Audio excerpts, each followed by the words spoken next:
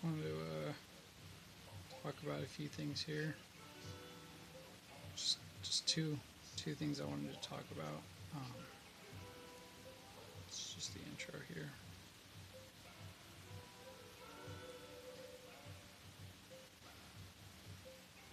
So basically,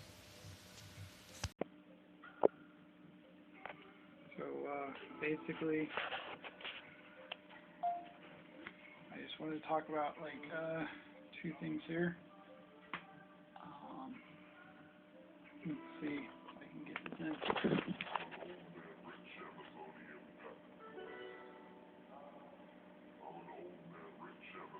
Okay. Basically, what did I call that? Fundamental misconceptions. Yes, fundamental misconceptions. I just wanted to talk about those a little bit. What about some fundamental misconceptions can we talk about here?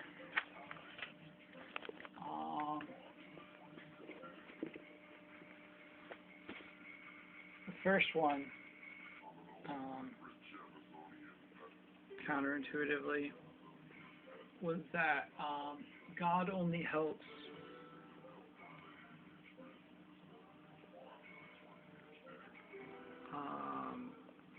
it's the quote, God only helps those who help themselves.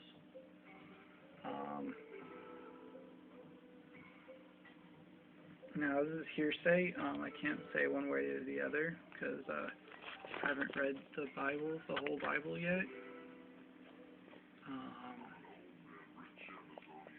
But apparently that's not even from the Bible. It's a little bit, God only helps those who help themselves.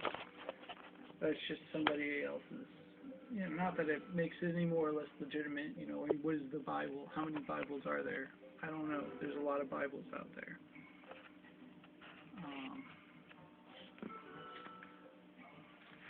So basically, fundamentally misconception. Or you could say it's correct because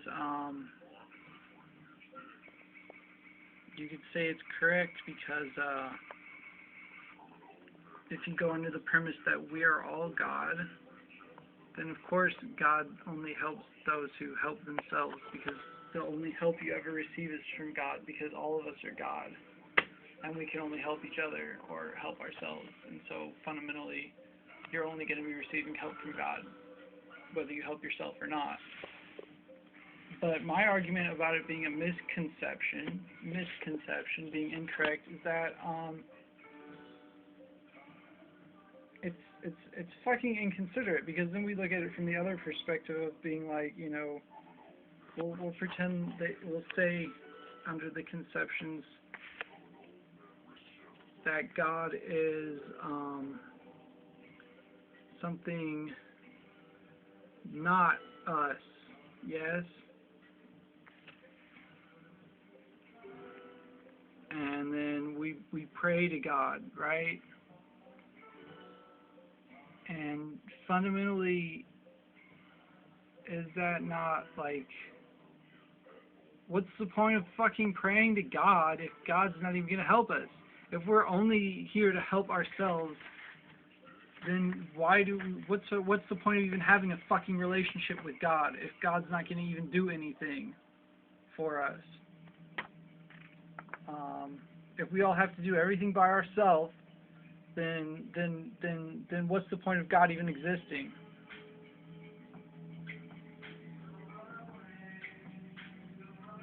I mean, I think it's actually fundamentally contradictory to the whole concept in the traditionalist view of things. The concept of the traditionalist view of things, where they say, for me, this doesn't mean shit, because I don't talk about the afterlife. But I'm representing an argument that is stated somewhere. Maybe this one actually might be in the Bible, but it basically says, I love this song, by the way. I don't want it to interfere. I fucking love that song.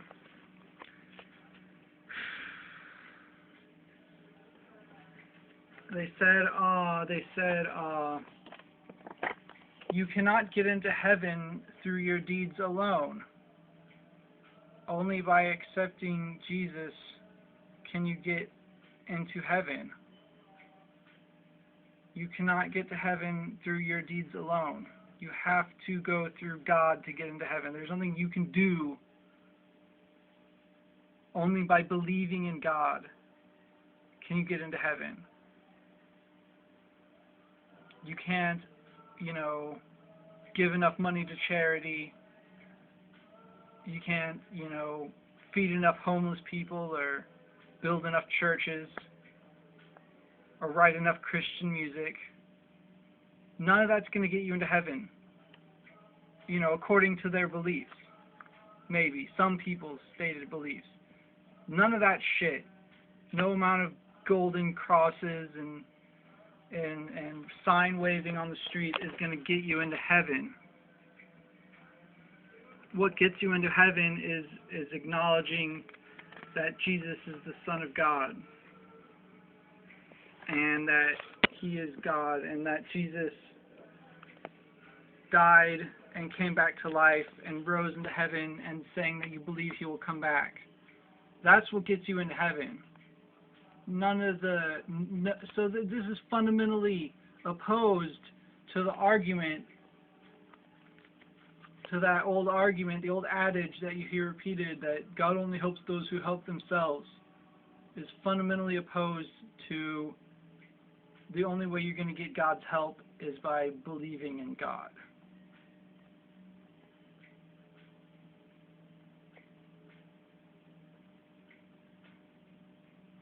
So I think that's a misconception, and I don't like it either. And this is why I don't like it. All right, not for that contradiction, because like I said before, I don't give a shit about the afterlife.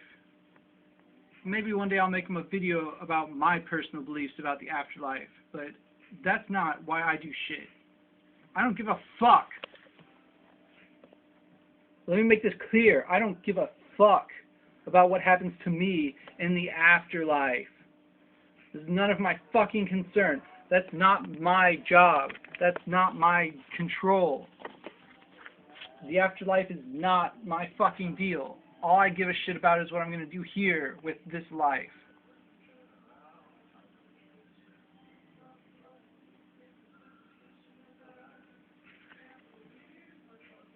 So, why I don't like the old adage of God only helps those who help themselves is because it invalidates the point of God. Like, why the fuck do people pray? People pray when they can't do shit else. That's why people pray when there's literally nothing you can fucking do. When there's nothing left to do, when you're powerless over a situation, what do you say? You say, "Oh God, please help me." So the very essence of God is fundamentally that which is accessing that which is out of our control. What is in our control is the domain of humans, not the domain of God. Or what is in our control is the domain of the God within the humans. What is out of our control is the domain of the metaphysical God. And to try and put that domain to the humans, to be like, God only helps those who help themselves, is frankly bullshit, in my opinion. It's just bullshit. I don't want to fucking hear that. Like, and the reason that I'm making this a fucking big deal is because, like, even in my prayers, I would always be stopping myself. I would say something like, "Oh, God help me. God help me. I'm in pain. God help me. I'm powerless over this situation." And then that little nagging, God only helps those who help themselves, would just shut me up in my own head. And then to find out it's, allegedly hearsay, not even in the Bible, that's just something some person said. We're just like, wow.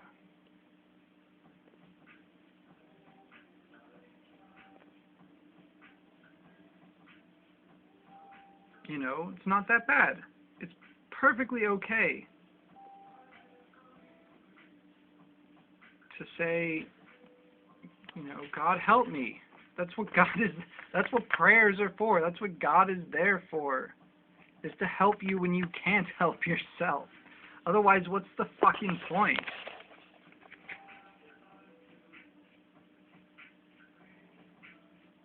So that's kind of all I wanted to say about that first part. It's like God's there to help you.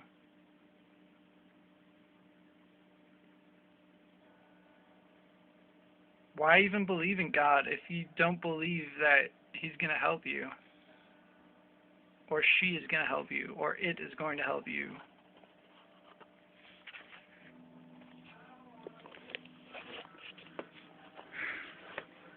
So what's next? Your mind must be quiet. So that was one I had today, and I thought that was really interesting.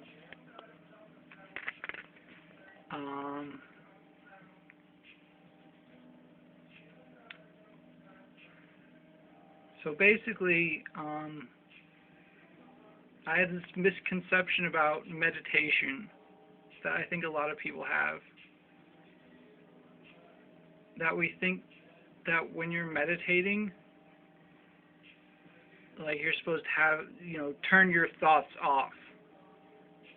And I mean, you can do it for a short period of time. At least I can.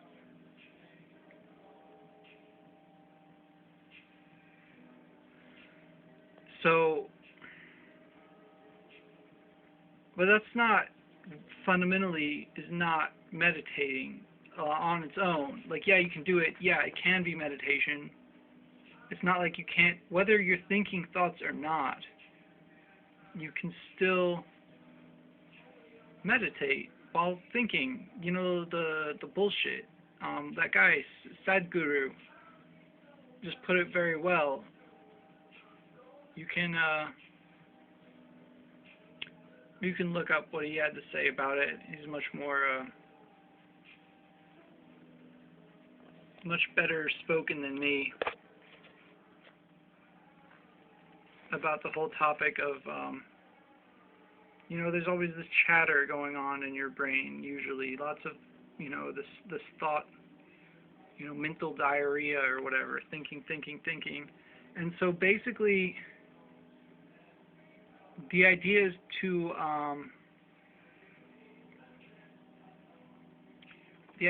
distance yourself.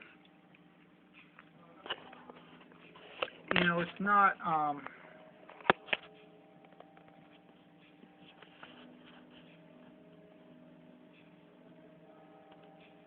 it's not about stopping the thoughts from happening. It's about separating the self from the mind. And those of you who maybe have played around with psychedelics might have forced yourself to experience that. And that if you're forced into that when you're not ready, you can really damage yourself. So I don't advise doing drugs. You sure as fuck don't need drugs at all. It's the facts. You don't fucking need drugs at all for anything. You barely need food. You need, like, way less food than you think you do. I mean, all you need is to be alive, and you can find that separation, that peace, the separation between the self and the mind and the body. And when you can watch yourself from the outside, when you can just feel even the slightest distance, even the thickness of a piece of paper's distance between the self and the mind, you can, his metaphor was beautiful. You're in traffic, and you're in traffic, and you're in your car, and you're traffic, right? Now you're in a hot air balloon. You're just flying, floating, way up there. The cars and the people, they just look like ants. And that's traffic, right?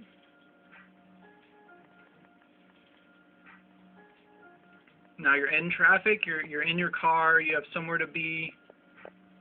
Traffic, right? You're in traffic. Traffic, that's traffic, yeah. When you're in it, you're in your car, you got somewhere to be, you're late. Traffic.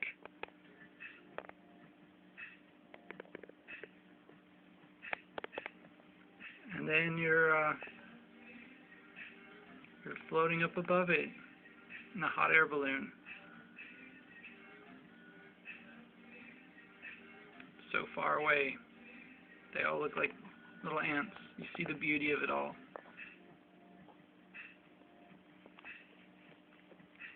So it's about creating distance.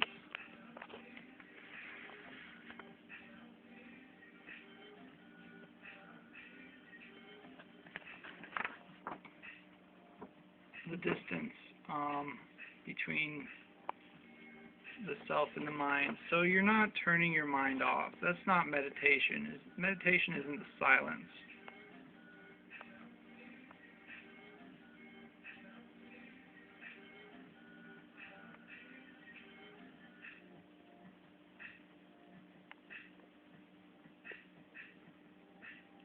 It's not about the silence.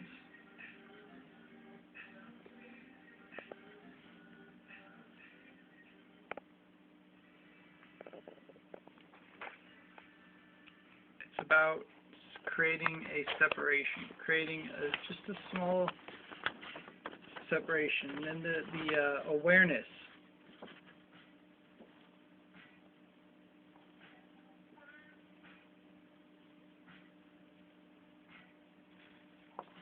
The awareness that there is the self and there is the mind, and those are two distinct objects, creating that distinction.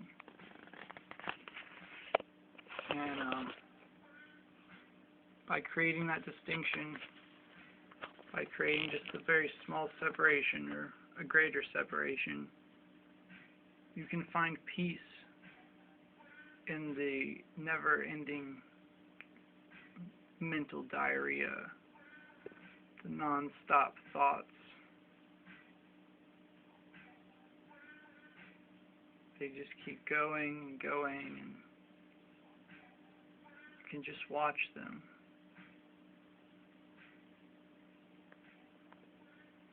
Be aware, be mindful, as they like to say.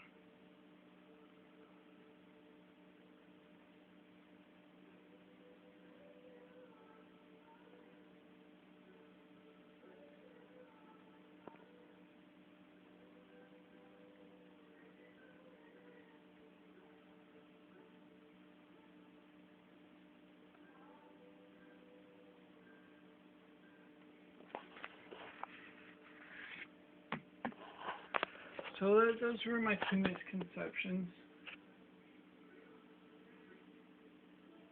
Fundamental misconceptions.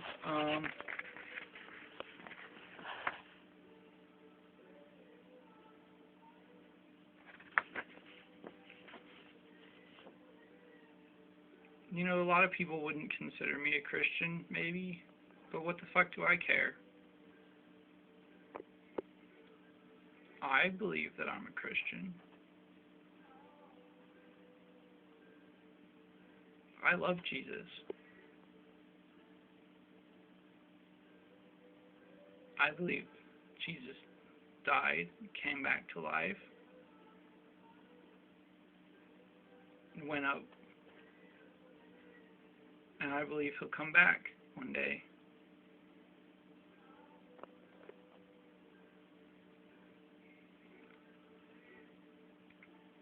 I believe Jesus was the Son of God.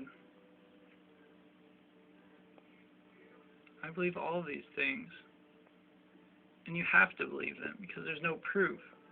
If there's proof of it, that would defeat the purpose of faith.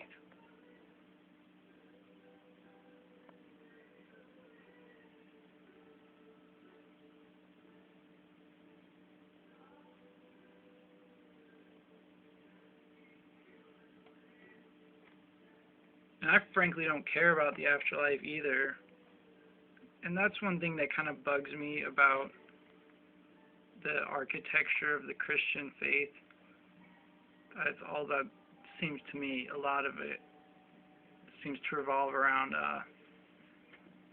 getting into heaven or something.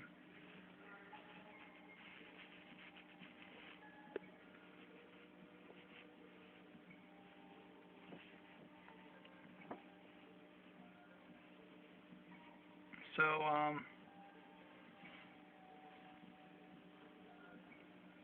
that's not what I'm about. I don't care. You might find it hard to believe, but I don't care. I'm a long time over caring about what happens to me in the afterlife. It's not why I believe what I believe. It's not why I do what I do.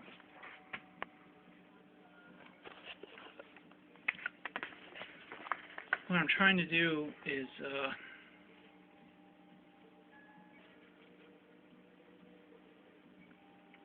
self-satisfaction. What this is coping skills. It's coping with my mortality.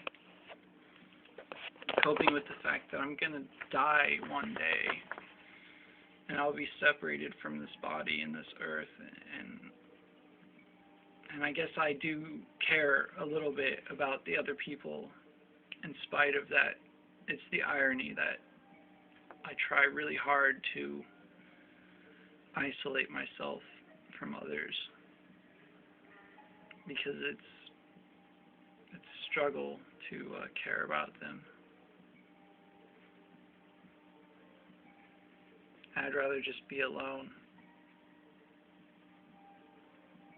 But I don't want to be silenced. I don't want to truly be alone. I love communicating with people.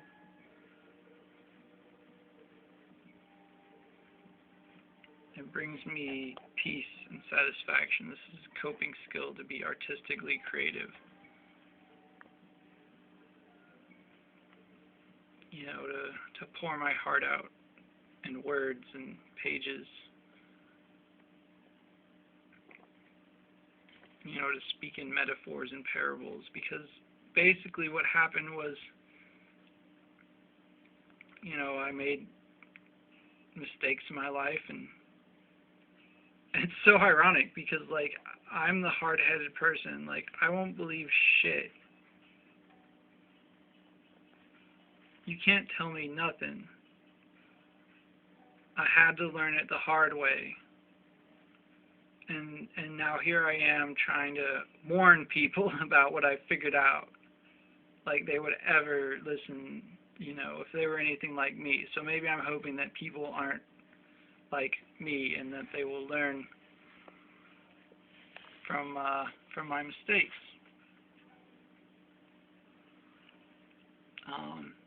It's okay. At the same time, you know, this is just venting. This is just coping. So what satisfies me is the process of creation. Like, I don't care if my creations don't ever get looked at, because it's just removing a weight that was on me. Like, I was carrying it, and it was hurting me, physically hurting me to carry the weight. And then when I take that weight off of my heart, off of my mind, off of my body and my shoulders, I take that weight off of me and I put it on a piece of paper. I take that weight off of me and I put it in the form of a paper, in a song, in a poem, in a video. And then it's feel light again. I feel the weight removed from me. I feel the pain go away. The burden is relieved. And that is the fuel for creativity for me.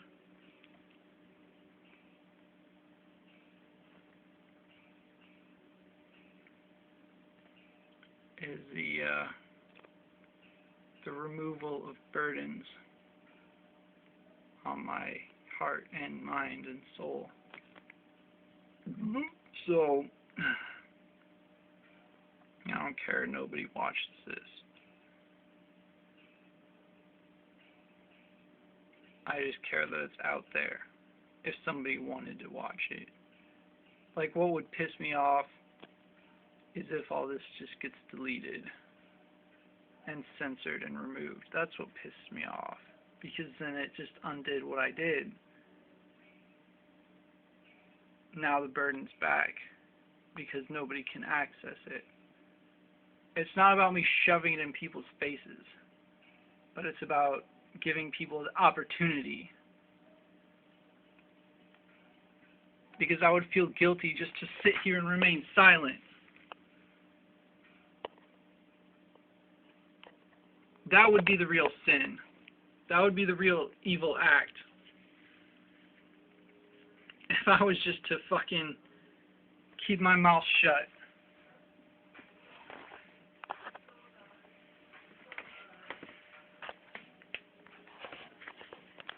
If I was too much of a pussy, or too selfish, or whatever.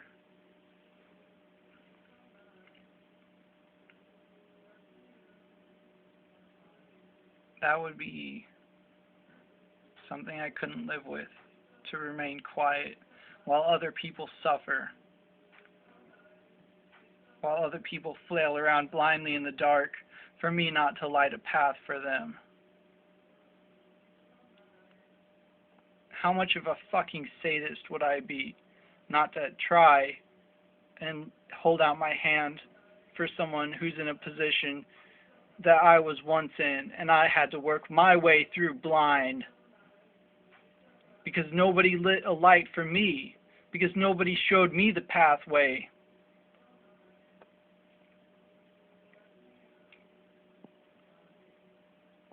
And because nobody showed me the pathway, or maybe I was too much of a hard-headed fuck to not listen to the people around me.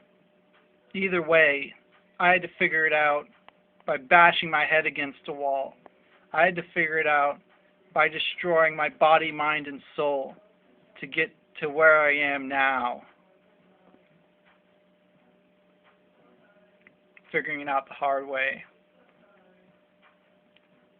How much of a fucking sick little sociopath would I be to just sit there with my mouth shut and watch other people go through the exact same hell that I went through?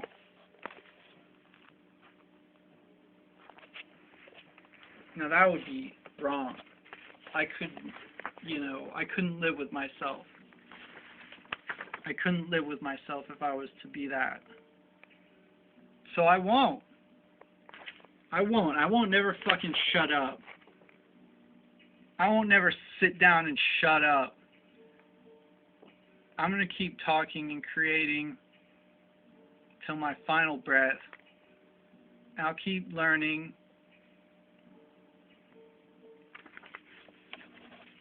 I'll keep moving forward.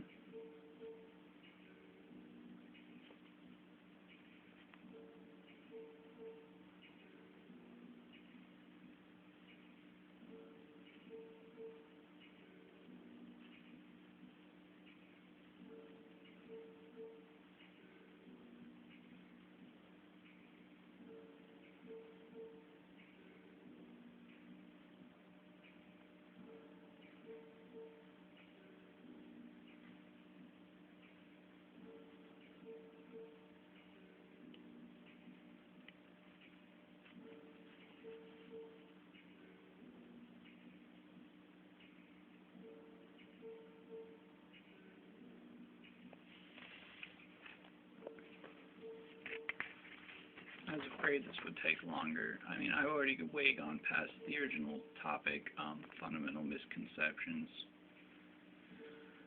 I don't care.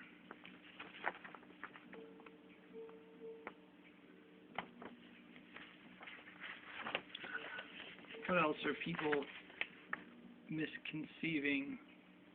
What are some other fundamental misconceptions in this world? Something as fundamental as God is there to help you, as opposed to God only helps them who helps themselves, or meditation is being aware of the separation of the self and the mind, and meditation is not about just silencing the mind. Those are two fundamental misconceptions. What are some others?